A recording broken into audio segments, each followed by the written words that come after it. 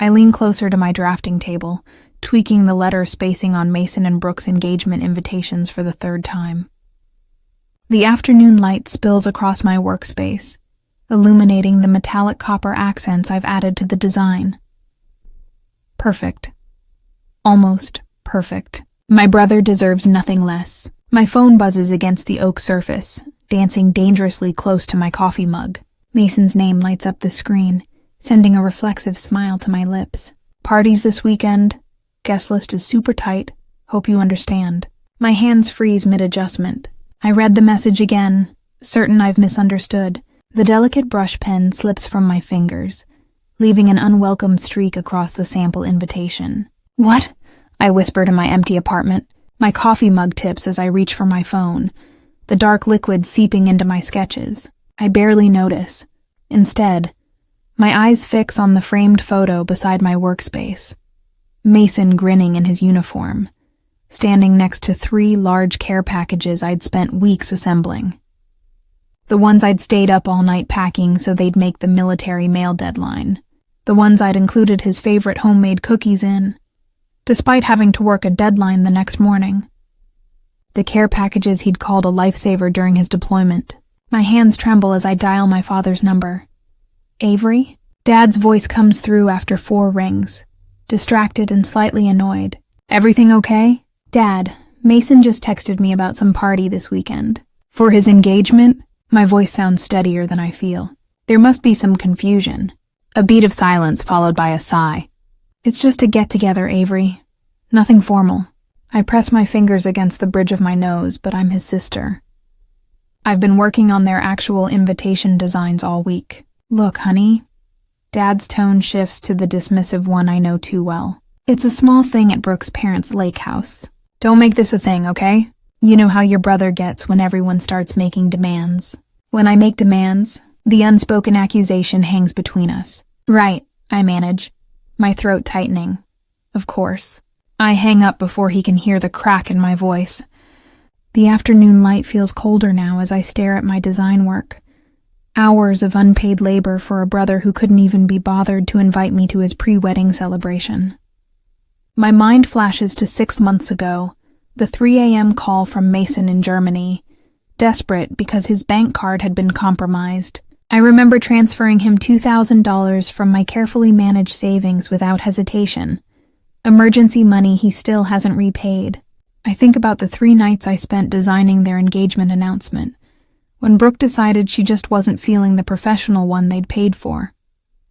How I'd missed my friend Diane's birthday dinner to finish it by their deadline. The 18 months of his deployment when I sent a care package every single month. When I checked in on Mom and Dad twice a week. When I helped Brooke move into their apartment so it would be ready when he returned. My phone pings again. My cousin Tara. Just got the evite for MB's party. You coming up to the lake this weekend? My stomach twists. Evit? I whisper. What evite? I type back. 3 dots appear, disappear, appear again. Then, oh, awkward. Thought you'd be there. It's at the Henderson's lake house. Looks like the whole crew is going. I ask her to forward it to me. A request met with uncomfortable delay before it arrives in my inbox. The screen glows with a cheerful nautical design. Join us for a lakeside engagement celebration. The details swim before my eyes, but one thing becomes unmistakably clear. This is no intimate gathering. The guest count 120 plus. I scroll through names, recognizing Mason's work colleagues, distant cousins, Brooke's high school friends. Everyone it seems except me. My phone rings, Dad again. Your brother has his reasons, Avery, he says before I can speak. Maybe he thought you'd be uncomfortable with so many people. You know how you get? How I get? My voice barely carries above a whisper. Just respect his decision. That's all I'm asking. After we hang up, I sit motionless, staring at my bank account on my laptop screen. Years of careful saving. Years of choosing family obligations over personal dreams. My cursor hovers over the Book Now button of the Aspen ski resort I've daydreamed about for years. The one I've put off visiting because something more important, someone more important, always needed me. Not anymore. I press Book Now. First class ticket. Mountain View Suite. 6-day stay. As the confirmation email arrives, I snap a photo of my passport beside my plane ticket confirmation. I upload it to Instagram with steady fingers. When you're not on the list, you make your own. The first-class cabin surrounds me with a quiet luxury I've never allowed myself to experience. Soft leather cradles my shoulders as I sip complimentary champagne, the bubbles dancing on my tongue. A strange cocktail of guilt and exhilaration floods my system, stronger than the drink in my hand. Another? The flight attendant gestures to my nearly empty glass. Yes.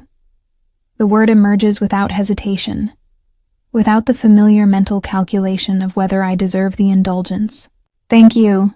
My apartment's rent for a month wouldn't cover this single flight, but 6 years of emergency funds sit untouched in my account. Emergency funds that were always available when Mason needed them. The seatbelt sign chimes off, and I breathe deeper than I have in years. The Mountain View suite at the Aspen Lodge makes my apartment look like a storage closet. Floor-to-ceiling windows frame snow-capped peaks bathed in alpenglow that turns the white slopes to rose gold. The king bed could fit 4 of me. The bathroom gleams with marble I've only seen in design magazines. I stand before the mirror, barely recognizing the woman staring back. Her eyes hold a wildness I haven't seen before, part terror, part defiance. "Who are you?" I whisper to my reflection. My phone vibrates against the nightstand for the 12th time in an hour. Dad's name flashes on the screen, then disappears as I silence it. Mom's text already waits unread, along with 3 from Mason and 1 from Brooke. I place the phone face down without checking the messages. Whatever family fire needs extinguishing, they'll have to find another bucket. They said what? I clutch my coffee mug tighter as Tara's face fills my tablet screen the next morning. The lodge's breakfast nook offers privacy for video calls that would be impossible at the crowded communal tables. I wasn't supposed to hear it. Tara's voice drops. Brooke was talking to her sister in the bathroom. She said, and I quote, "We just thought Avery would bring down the vibe. Then something about how you're always so serious and make everything into a big deal." The coffee turns bitter on my tongue. Bring down the vibe. Mason didn't defend you, Tara continues, her eyes darting away from the camera. He just nodded along. My phone pings with a text from Mom. "I'm sorry about all this, sweetheart. But you know how your father and brother get when they've made up their minds. I hope you understand." "This isn't the first time," Tara adds, hesitating. "Remember Thanksgiving at Uncle Pete's last year and Mason's homecoming celebration? What about them?" But even as I ask, puzzle pieces click into place. The last-minute location changes, the vague invitations, the surprised looks when I showed up. "They've been doing this for years, Avery. I thought you knew." The realization settles like a stone in my stomach. I've been strategically uninvited from my own family for years. "You've changed, Av. Standing up for yourself for once." May's raspy voice fills my voicemail speaker as I prepare for my first ski lesson. I've lived too long to watch this nonsense. "You call me when you're ready to talk. Until then, enjoy every minute of that mountain air." I slide the phone into my pocket with a smile I wasn't expecting to find today. First time on the slopes? My instructor, Kai, adjusts my boot bindings with practiced hands. His weathered face sports decades of laugh lines and a perpetual squint from years facing snow glare. First time doing anything just for me, I admit. He nods, understanding far more than I've said. "Got yourself some good company then." By afternoon, I've joined a group of solo travelers at the lodge, a retired teacher from Vermont, a widower celebrating his birthday, a young woman escaping a breakup.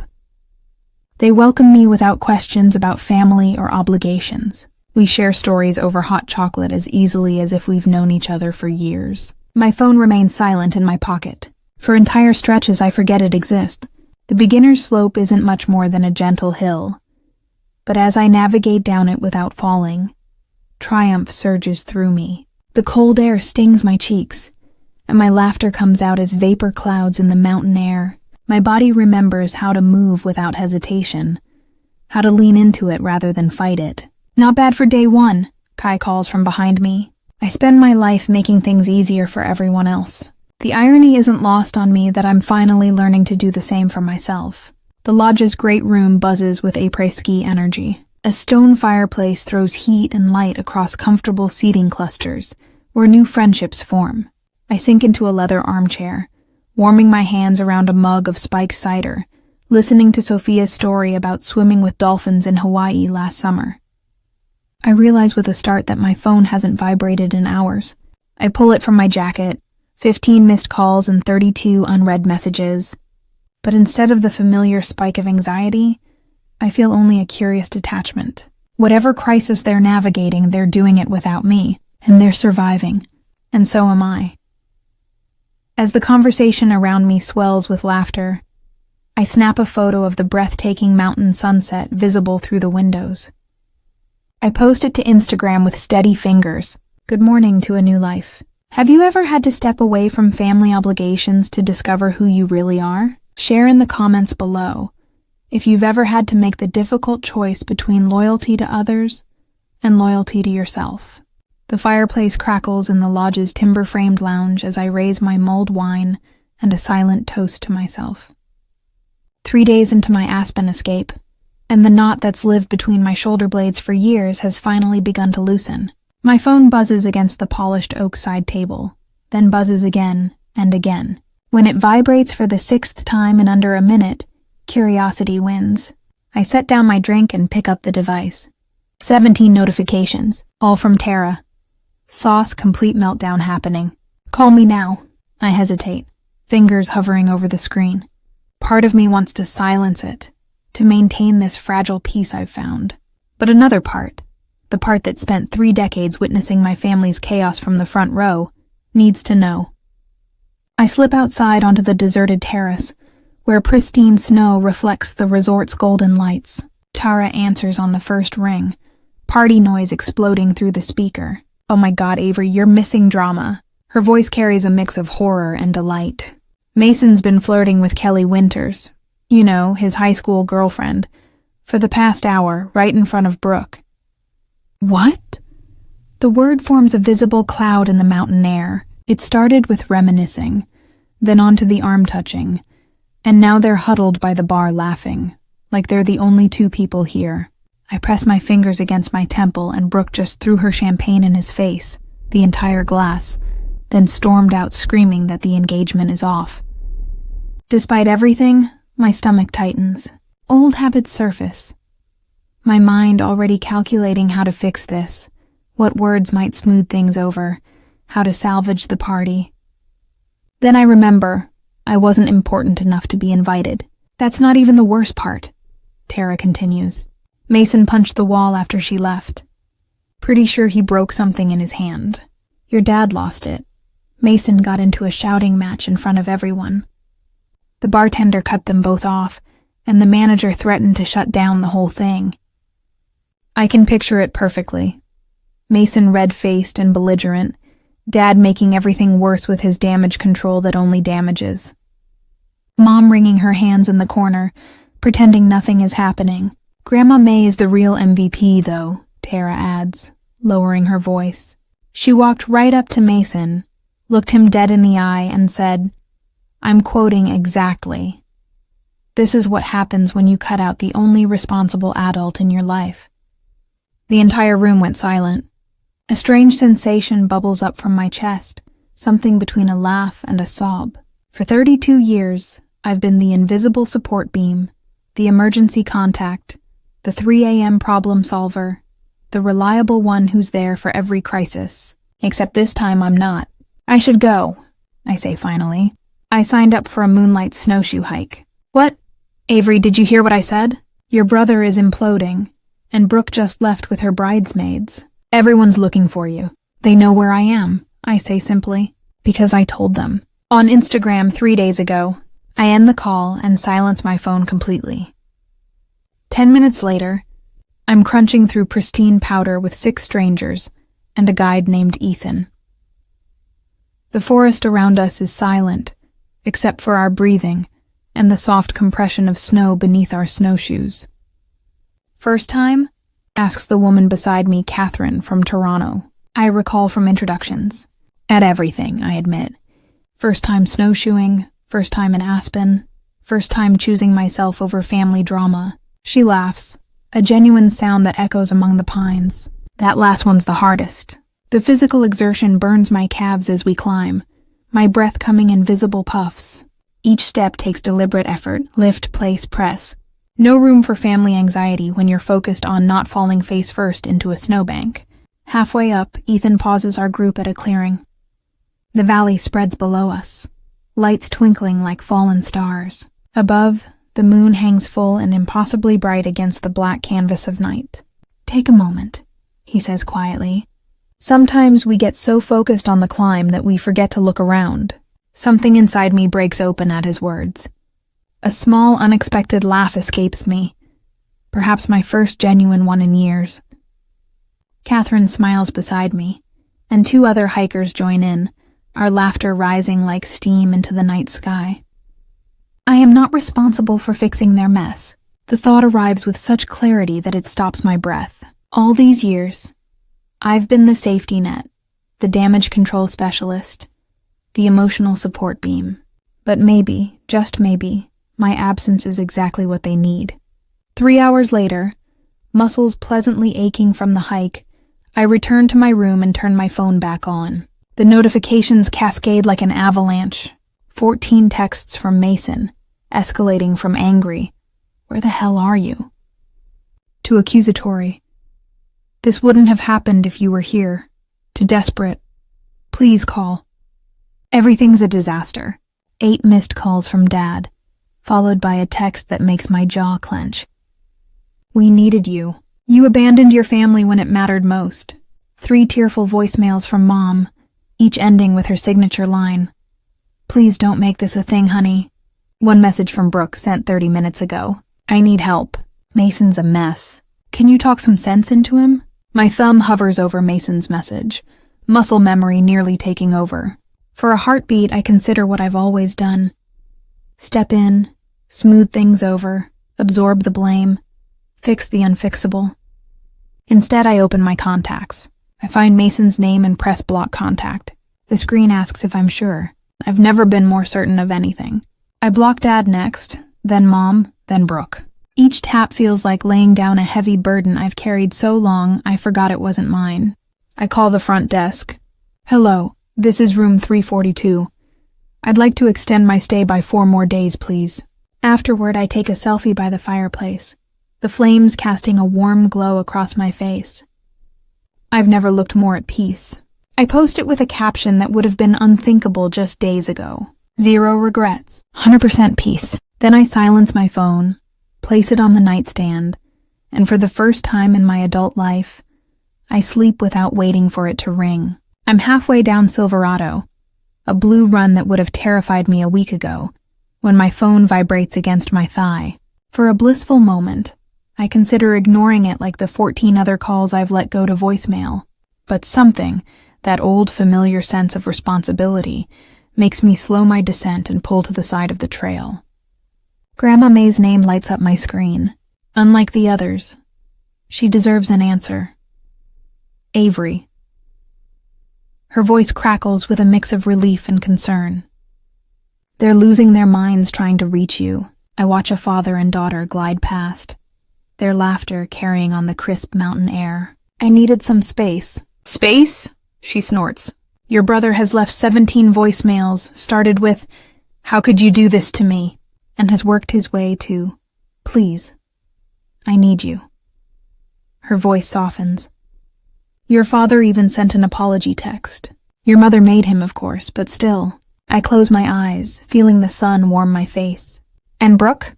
Her sister showed up at your apartment yesterday. Thought you might be hiding out." Grandma's laugh is sharp and knowing. "Found nothing but your neighbor watering your plants. I asked Diane to check on them."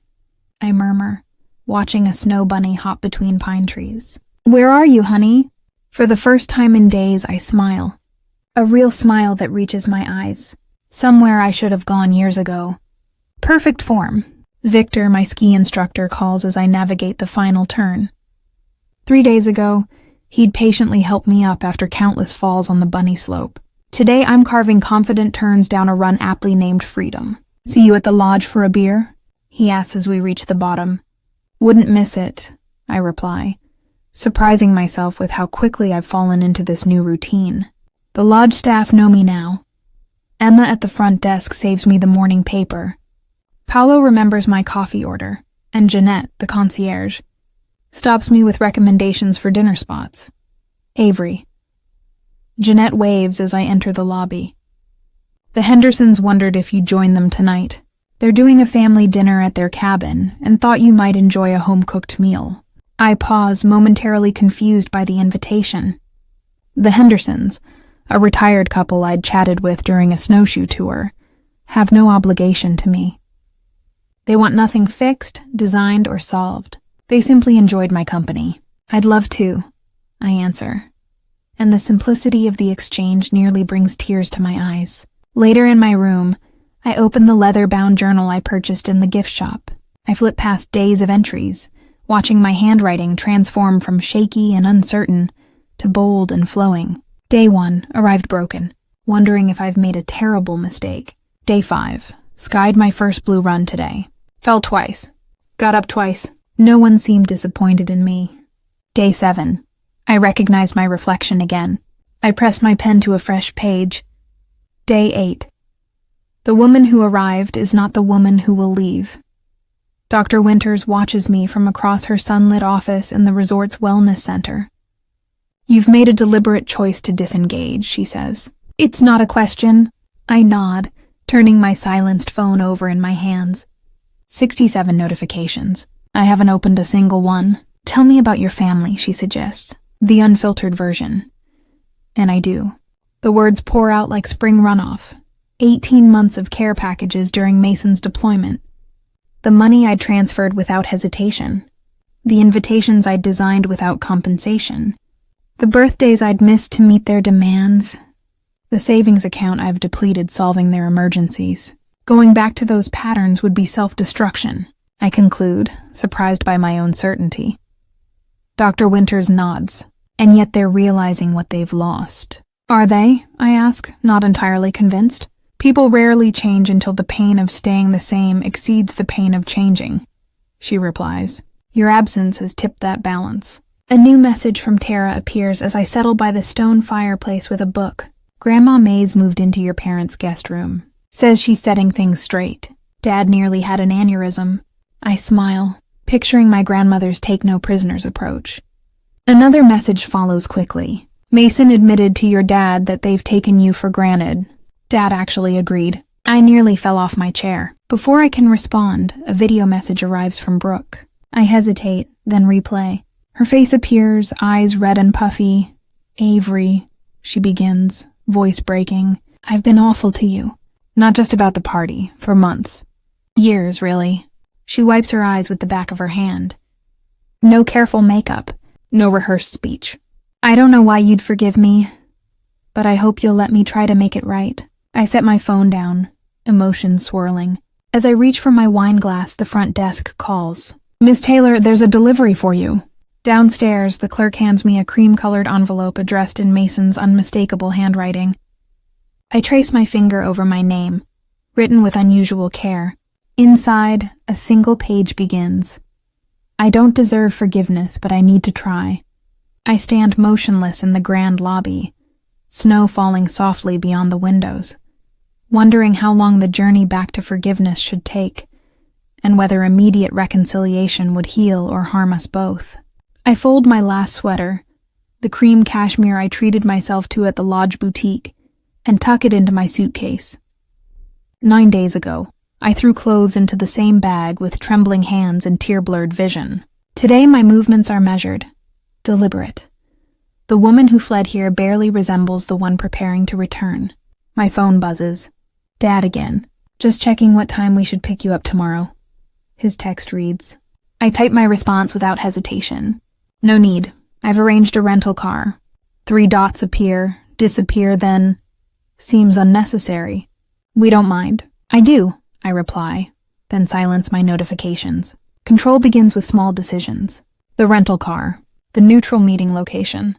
The terms of re-engagement after what they're all calling your little breakdown. As if standing up for myself could only be explained by mental fragility. From my balcony, I take one last look at the mountains that witnessed my transformation. Tomorrow, I'll meet my family at Meridian Coffee Shop, not our kitchen table, where I've swallowed criticisms with Sunday pancakes for 3 decades. Thank you, I whisper to the peak silhouetted against the twilight sky. I spot them through Meridian's window before entering, Dad checking his watch. Mom nervously stirring her tea. Mason with his arm around Brooke, who's scrolling through her phone. Their tableau of impatience so familiar, it almost pulls me back into old patterns. I straighten my shoulders and push open the door. Avery. Mom spots me first, half rising with that anxious smile. We saved you your favorite corner spot. I slide into the empty chair, setting down my leather portfolio with deliberate care. The weight of it grounds me. You look different, Mason says, squinting slightly. Skiing agrees with me, I answer, making eye contact with the barista instead of my brother. Well, Dad clears his throat, taking charge as expected. Let's just put this unfortunate business behind us. Your mother's been beside herself, and Mason and Brooke need help planning the rescheduled engagement party. Brooke nods eagerly. We're thinking the first weekend in April. I've already created a spreadsheet of tasks. I've highlighted yours in yellow. My mother reaches across the table, her fingers trembling slightly as they cover mine. Sweetheart, please. The family needs to stay together, especially with everything that's happened. I gently remove my hand from beneath hers and open my portfolio. Before we move forward, we need to address what happened. Avery, Dad warns, dwelling on unpleasantness. I'm not dwelling, I interrupt, my voice quiet but firm. I'm establishing context. I withdraw a sheet of paper from my portfolio. On the 16th of February last year, Mason called at 3 a.m. from Germany because his bank card was compromised. I transferred $2,000 from my emergency fund within 10 minutes. I look directly at my brother. That loan remains unpaid. Mason shifts uncomfortably. I've been meaning to. Last September, I continue. I missed Diane's birthday dinner to finish your engagement announcement, because Brooke wasn't feeling the professional design you'd already paid for. I place my phone on the table, screen up, and here are the texts from Dad telling me to not make this a thing when I was excluded from a 120-person engagement party. Silence falls across our table, heavy and unfamiliar. My family stares at me as if I've suddenly started speaking a foreign language. I'm not here to accuse, I say, folding my hands on the table. I'm here to establish boundaries. Dad's face reddens. Now see here. No, Jack. Mom interjects with uncharacteristic firmness. Let her speak. I pull out another sheet of paper and place it beside the first. This is what I need from each of you moving forward. They lean forward almost in unison, eyes scanning the typed list. 1. Acknowledgement of my time, effort, and contributions. 2. Advance notice for family events. Minimum 2 weeks. 3. Repayment of outstanding loans within 6 months. 4. No more free design work. Family discount of 25% only. 5. Respect for my no without guilt trips or manipulation. If these boundaries are crossed, I continue. I will limit contact until the behavior changes. I've learned that love without respect isn't sustainable, and if we refuse this ultimatum, Dad's voice wavers between anger and disbelief. Then you'll be making a choice about what kind of relationship you want with me. I straighten the papers with steady hands, and I'll respect your choice by making my own. Mason wipes an unexpected tear. Avery, I didn't realize. I know, I say, softening slightly. That's part of the problem. These seem reasonable. Mom offers tentatively, glancing at Dad. Brooke's perfectly shaped eyebrows arch high. So you're not helping with the wedding planning, after everything that's happened? I'll help within these parameters, I answer. But there's something else. I've accepted a 6-month design contract in Colorado. I start next month. You're leaving? Dad's fist hits the table, rattling our cups. Just like that? I'm pursuing an opportunity. I correct him. Just like you always encouraged Mason to do. Dad opens his mouth, closes it, then slumps back in his chair. Mason leans forward, eyes rimmed red. I've been a terrible brother, haven't I? Before I can answer, the coffee shop door swings open, and Grandma May makes her entrance, impeccably timed as always. Well, look at you, she says, her eyes appraising me with approval. About time someone stood up for themselves in this family. She pulls up a chair from the neighboring table and wedges it between Dad and me. "Now," she says, placing her weathered hands flat on the table. "Let's talk about how this family moves forward with a little more equity and a lot more respect." I catch my reflection in the window, shoulders back, chin level, eyes clear. The mountains gave me this gift, a woman who finally values herself enough to demand others do the same. Mountains frame my view as I adjust the blinds in my Colorado apartment. 6 months in this place, and the sight still steals my breath. The crisp February air seeps through an inch of open window. A luxury I never allowed myself back home, where I paid the heating bills my parents claimed they couldn't afford. I run my fingers along the row of postcards pinned to my cork wall. Aspen, Boulder, Santa Fe, Denver. Places I've visited since claiming my independence. Each one a milestone marking distance from the girl who'd cancel plans at the first hint of family need. My phone lights up with Mom's weekly video call. I take a deep breath before answering, remembering my therapist's advice. Boundaries aren't walls, they're doors you control. Avery? Mom's face fills the screen, her hair freshly colored for the church potluck. "You look rested." I am. No explanation, no apology. "That's new too. Your father asked about your project for that coffee company." She pauses, fumbling with her reading glasses. "He saw their billboard off Highway 40. Said it had your signature style. 6 months ago, I'd have launched into an extended explanation, seeking validation. Today I just smile. It was a good client. They've already commissioned 3 more designs. A notification slides across my screen, a text from Mason. Sample wedding invitations came today. Using your color scheme suggestion. Thanks, sis. No desperate plea for help. No last-minute crisis. Just acknowledgement. Progress. After we hang up, I open my laptop to an email from Tara with apartment listings in Denver. "Consider me as a roommate," she's written. "Colorado looks good on you." I sip my coffee and allow myself a moment of quiet pride. The family that once saw me only as a utility has begun the awkward, imperfect work of seeing me as a person. Grandma May's weekly letter sits unopened on my counter, her elegant cursive visible through the envelope. Her correspondence has been my anchor through this transition. Last week she wrote, "Your father actually asked me how to make your mother's birthday special without putting the burden on you. First time in 40 years that man's asked for advice." I tuck the letter into my journal for later, savoring the anticipation. Today is for focus. My design business has tripled since moving here. Clients who value my boundaries lining up for my services. The invitation sits on my coffee table.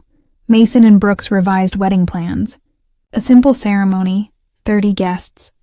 My name on the envelope in Mason's handwriting, not Brooks' mother's secretary's.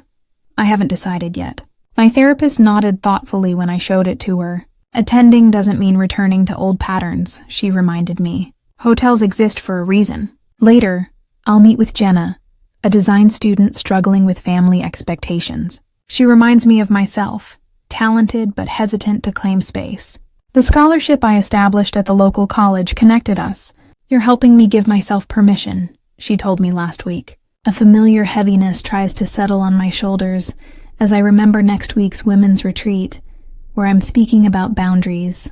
The old Avery would panic at being seen as an expert on something she'd only recently mastered. But that was before.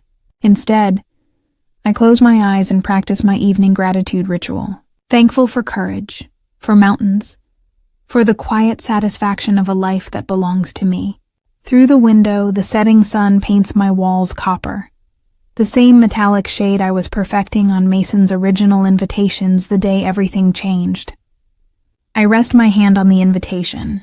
Tomorrow I'll book a hotel room in my hometown and RSVP, yes. Not because I'm needed, but because I choose to go. Sometimes the greatest act of love is learning to love yourself first.